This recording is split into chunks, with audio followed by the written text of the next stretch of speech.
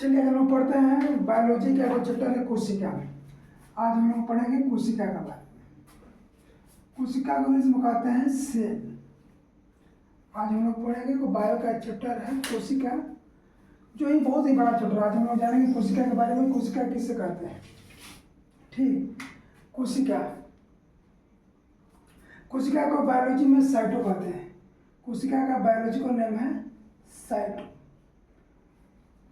कोशिका का biological name है साइटो, और साइटो का अध्ययन करना साइटोलॉजी कहलाता है।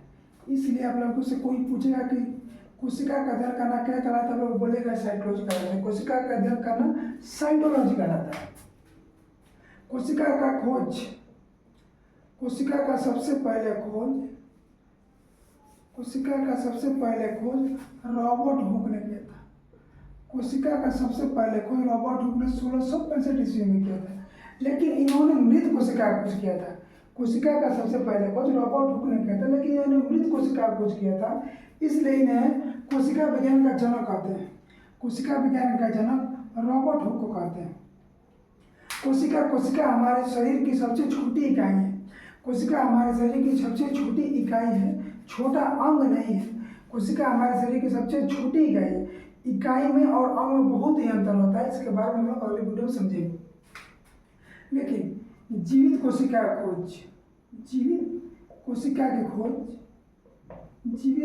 की खोज एंटीना ल्यूवेनहॉक ने किया था। जीवित कोशिका की खोज एंटीना ल्यूवेनहॉक ने 1674 ईस्वी में किया था। मरी हुई कोशिका का खोज रॉबर्ट हुक ने किया 1665 ईस्वी में, लेकिन जीवित कोशिका का खोज एंटीना ल्यूवेनहॉक ने किया था। दो वैज्ञानिक और हैं, उन्होंने बताया कि पूरा शरीर हमारी कोशिकाओं से ही मिलकर बना है। पूरा शरीर हमारी कोशिकाओं से ही मिलकर बना है। उन्हें कोशिका सिद्धांत दिया था। उन्होंने कोशिका का सिद्धांत दिया था। कोशिका का सिद्धांत आप लोगों से पूछे कोशिका का सिद्धांत किसने दिया था, तो दोनों वैज्ञानिक का नाम था स्लाइडेन एवं स्वान। स्लाइडेन एवं स्वान वैज्ञानिक ने बताया था कि हमारी पूरा शरीर कोशिकाओं से ही मिलकर बना है। पूरा शरीर कोशिकाओं से ही मिलकर बना है। जितना हमारे शरीर में अंग सब किससे मिलकर बना है, कोशिकाओं से ही मिलकर बना है। लेकिन आप लोगों से पूछेगा कि सबसे बड़ा कोशिका और सबसे छोटी कोशिका कौन है, तो ओवरऑल दुनिया में सबसे बड़ी कोशिका शुतुरमुर्ग का अंडा होता है। शुतुरमुर्ग का अंडा, दुनिया में सबसे बड़ा कोशिका शुतुरमुर्ग का अंडा होता है। तथा दुनिया में सबसे छोटी कोशिका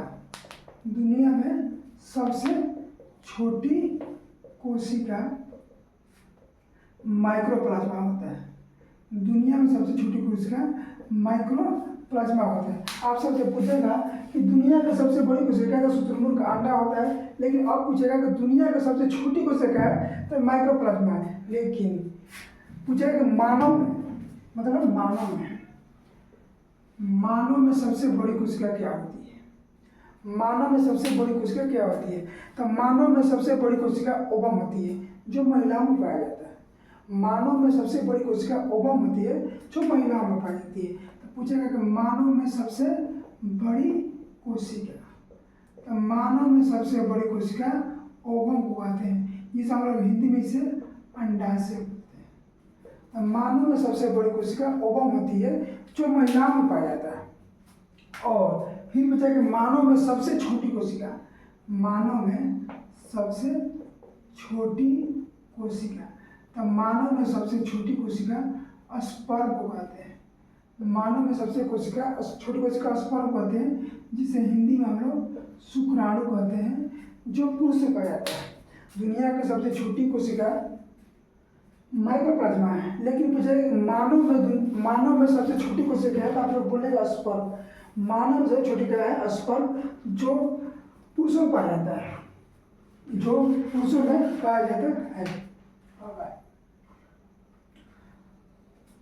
में पाया जाता है। कोशिका के अंदर बहुत सारा कोशिका अंग पाया जाता है। कोशिका के अंदर बहुत सारा कोशिका अंग पाया जाता है। एक होता है कोशिका झिल्ली, कोशिका झिल्ली। कोशिका के अंदर बहुत सारा कोशिका पाया जो कोशिका झिल्ली के अंदर आता है, जो कोशिका झिल्ली के अंदर आता है, कोशिका झिल्ली प्रोटीन का बना होता है, कोशिका झिल्ली प्रोटीन का बना होता है, कोशिका झिल्ली प्रोटीन का बना होता है। और जो कोशिका झिल्ली होता है वो अर्धपरागम्य होता है, जो कोशिका झिल्ली होता है वो अर्धपरागम्य होता है। अर्धपरागम्य हम उसे कहते हैं, कोशिका झिल्ली अर्धपरागम्य होता है, अर्धपरागम्य होता है। आप लोग बोलेंगे अर्धपरागम्य किसे कहते हैं, तो अर्धपरागम्य हम लोग उसे कहते हैं। अर्धपरागम्य का मतलब होगा कि ये कुछ ही वस्तु का अंदर जाने देने की अनुमति देगा, कोशिका के अंदर ये कुछ ही वस्तु को जाने की अनुमति देगा, सभी प्रकार की वस्तु नहीं जा जाता है। आप लोग समझ लीजिए कि चलनी से हम लोग आटा चलते हैं ना, आटा जब आटा चलते हैं हम लोग चलने में तो सभी थोड़ी देर चल जाता है आटा नीचे, चोकर बच जाता है, चोकर को हम लोग बाहर करते हैं। उसी प्रकार होता है कोशिका झिल्ली, सभी प्रकार के वस्तु को अंदर जाने की अनुमति नहीं देता है, कुछ ही वस्तु अंदर जाते हैं जिसका जरूरत हो। तो कोशिका झिल्ली के अंदर बहुत सारा कोशिका अंग पाया जाता है। कोशिका ये हो गया कोशिका झिल्ली, इसके अंदर बहुत सारा कोशिका अंग पाया, जैसे माइटोकॉन्ड्रिया पाया जाएगा, गोल्जी बॉडी पाया जाएगा, लाइसोसोम पाया जाएगा, बहुत सारे कोशिका अंग पाया जाएगा। जो कोशिका झिल्ली होता है प्रोटीन का बना होता है, जो कोशिका झिल्ली होता है प्रोटीन का बना होता है और अर्धपरागम्य होता है, और अर्धपरागम्य होता है। जैसे हम लोग जाते हैं दुकान पर सामान किनने, तो दुकान बहुत सारे सामान किन लेते हैं, तो दुकानदार को कुछ सामान पकड़ देते हैं पॉलीथीन देता है, तो उसी प्रकार कोशिका झिल्ली है, कोशिका का अंग जितना है सब कोशिका झिल्ली के अंदर बंद रहता है, सब कोशिका झिल्ली के अंदर बंद रहता है। लेकिन अगर हम लोग भारी सामान बड़ा सामान खरीद लिए, तो कोशिका बड़ा सामान खरीद लिए डबल प्लास्टिक पैक कर देता है। तो उसी प्रकार पादप कोशिका का कोशिकांग बहुत बड़ा होता है, इसलिए उसके बाहर एक कोशिका भित्ति लगा होता है, उसे हम लोग क्या कहते हैं, कोशिका भित्ति। क्या बोलते हैं इसे हम, कोशिका भित्ति बोलते हैं। कोशिका भित्ति सेलुलोज का बना होता है, किस चीज का बना होता है, सेलुलोज का बना होता है। तो पादप कोशिका के बाहर एक कवर होता है जिसे हम लोग कोशिका भित्ति कहते हैं, लेकिन जंतु कोशिका के बाहर कवर नहीं होता है, जंतु कोशिका के बाहर कवर नहीं होता है, पादप कोशिका के ही बाहर कवर होता है, क्योंकि पादप कोशिका के अंदर बहुत सारे कोशिका अंग पाया जाता है, बहुत बड़ा कोशिका अंग पाया जाता है, इसलिए उसके अंदर कवर की जरूरत पड़ती है। और हम लोग बारी से कोशिका के अंदर का कोशिका अंग समझेंगे, कोशिका अंग के बारे में समझेंगे। सबसे पहले हम लोग पढ़ेंगे माइटोकॉन्ड्रिया के बारे में।